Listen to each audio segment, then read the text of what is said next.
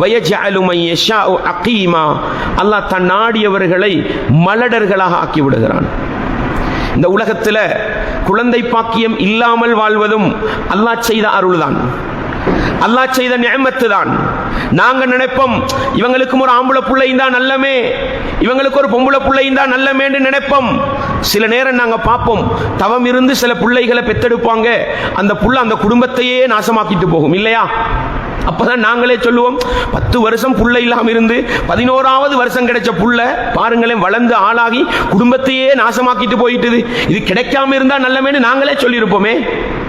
அன்பார்ந்தவர்களே, படைத்தவன் ரப்புக்கு தெரியும் யாருக்கு பொம்பளை புள்ளைய கொடுக்கணும், யாருக்கு ஆம்பளை புள்ளைய கொடுக்கணும், யாருக்கு கலந்து கொடுக்கணும், யாருக்கு குழந்தை பாக்கியத்தை இல்லாமல் ஆக்க வேண்டும். விளங்குங்க, குழந்தை பாக்கியம் கிடைப்பது நிஅமத்து, குழந்தை பாக்கியம் இல்லாமல் போவது குறையல்ல, குறையல்ல. அது படைத்தவன் ரப்பு குழந்தை பாக்கியத்தின் பெருமதியை உணர்த்துவதற்காக 1000-ல் ஒன்றை, 500-ல் ஒன்றை, 100-ல் ஒன்றை குழந்தை இல்லாமல் வைக்கிறான். உனக்கு அல்லாஹ் செஞ்ச நிஅமத்தை புரிஞ்சிக்க, குழந்தை பாக்கியத்தின் பெருமதியை புரிஞ்சிக்கின்றதுக்காக.